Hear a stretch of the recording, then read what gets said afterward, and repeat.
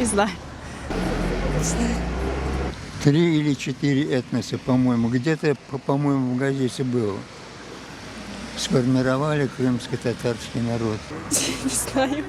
Входят туда и в некоторой степени греки. Но основ, по-моему, восточные половцы и кыпчаки. Да. Там разные этносы. Кыпчаки, угузы, много таких. Ну, сейчас всех перечислять нельзя. Ой, я честно не знаю даже. Нет. Кипчаки, уйгуры. И греки у нас есть в крови, есть,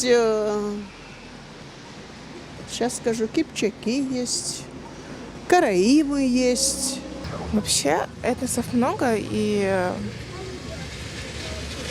я затрудняюсь ответить на этот вопрос.